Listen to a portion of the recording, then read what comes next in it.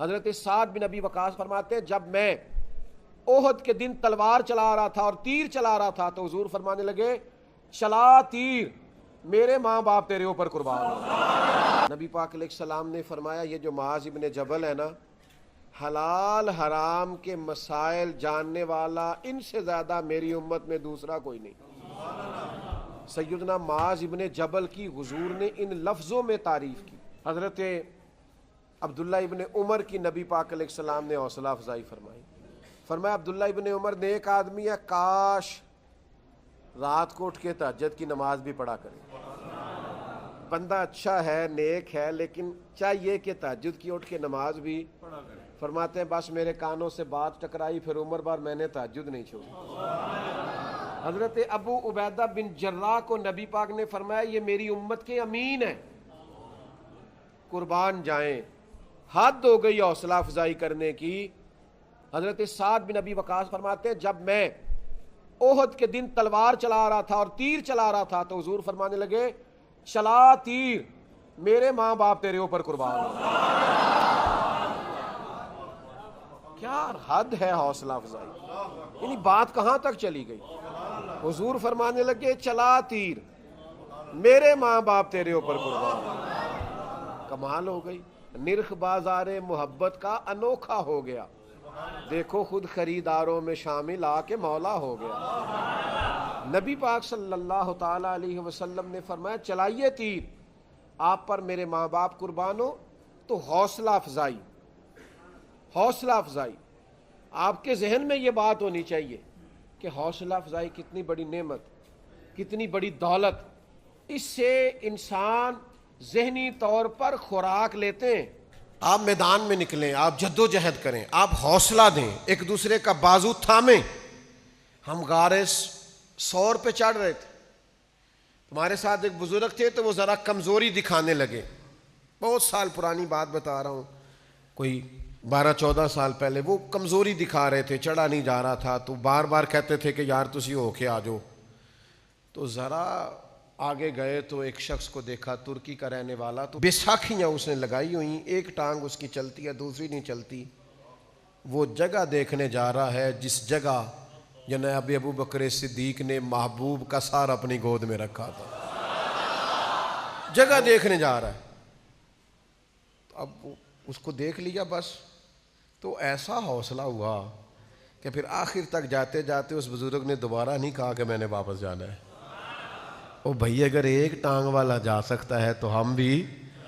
وہ جذبہ جناب صدیق اکبر کا کہ حضور کو کندھوں پہ اٹھا کے لے گئے، پباں پار قدم نہیں لاندا، سور پہاڑ تے چڑھیا جاندا، او پہ جاندا جے یار نبی دا، اے اصلی دلدار نبی دا۔ تو بھئی آپ وہ جذبہ رکھیں اپنی طبیعت میں، حوصلہ افزائی کریں، ایک دوسرے کی تسلی دیں، تشفی دیں۔ یہاں نا سوسائٹی میں غریب لوگ مایوس ہونے لگ جاتے ہیں، بے روزگار لوگ بڑی دیر سے جد و جہد کر رہے ہیں، کام نہیں چلتا، آہستہ آہستہ مایوس رہنے لگ جاتے ہیں لوگ، اولاد سے مایوس رہنے لگ جاتے ہیں، دوستوں سے، خاندان سے، قبیلے سے مایوس رہنے لگ جاتے ہیں۔ ان کو زبردست حوصلہ افزائی کی ضرورت ہوتی، تائید کی ضرورت ہوتی ہے۔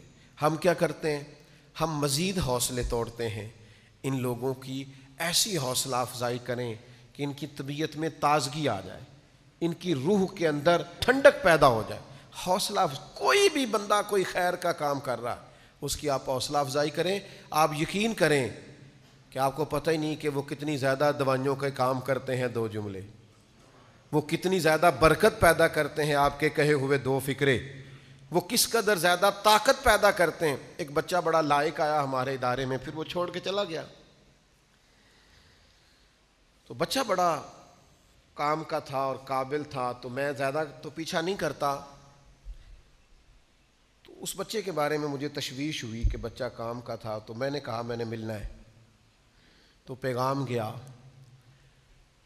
تو میں نے اس سے کہا کہ بیٹا آپ تو بڑے شوق سے، اپنے شوق سے آئے تھے، چھوڑ کیوں گئے؟ کہنے لگے کہ وہ میرے گلی محلے والے بھی کہتے ہیں کہ مطلب آپ درس نظامی کر کے عالم بن کے تو پھر آگے کیا کرنا ہے، مستقبل کیا ہے؟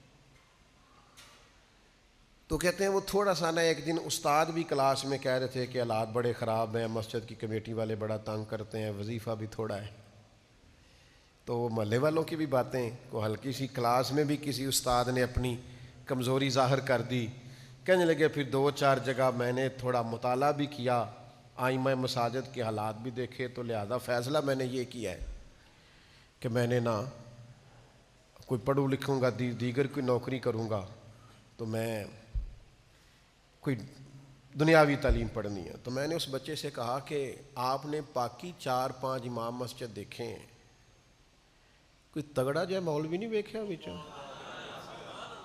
کہنے لگے کس طرح کا؟ میں نے کہا پیر میر علی شاہ صاحب جیسا، کوئی اعلیٰ حضرت بریلوی جیسا، کوئی حضرت میاں شیر محمد شرک پوری جیسا، کوئی امیر ملت جیسا۔ یہ بھی تو مولوی تھے نا، حضرت امیر ملت حافظ مولانا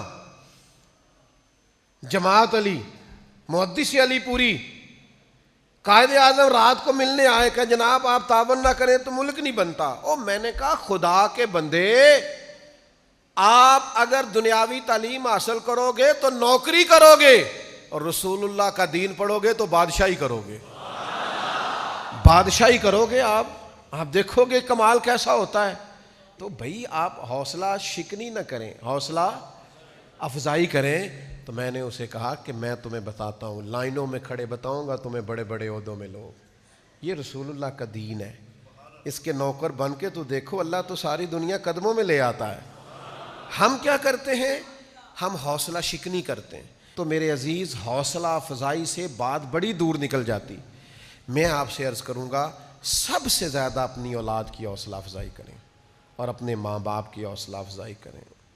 ان لوگوں کو آگے لے کے چلنا ہے۔ اگر آنے والی نسل کو ہم نے اسی طرح توڑ دیا کہ وہ نتیجہ ٹھیک نہیں آیا اور خودکشیاں کرنے لگ گئی، تو پھر حالات ٹھیک نہیں ہوں گے۔ آگے بڑھنے کے لیے ضروری ہے کہ حوصلہ دیا جائے، تسلی دی جائے، تشفی دی جائے، ڈھارس بندھائی جائے، اس بندے کو تھوڑا سا اس طرح کا اس کو ماحول دیا جائے کہ وہ سکون اور راحت اور ٹھنڈک اپنی طبیعت میں محسوس کرے۔ آپ کی طبیعت میں جتنی بھی تلخی ہو، مہربانی کریں اپنے بچوں پہ نہ نکالیں، اولاد بھی اس طرح کا غصہ نہ کریں جس سے کہ وہ بیچارے گھر آنا جانا ہی کم کر دیں اور گھر میں بیٹھنا ہی چھوڑ دیں۔ تھوڑا سا مزاج دار، وہ جی میں گھر جاتا ہوں تو میرے بچے سہم جاتے ہیں، یہ کوئی اچھی علامت نہیں۔ آپ گھر جائیں تو آپ کے بچے آپ سے چمٹ جائیں، آپ کے بچے آپ کے گلے لگ جائیں، یہ کمال ہے جو ہمیں ہمارے دین نے سکھایا ہے۔ اللہ سمجھنے کی توفیق دے۔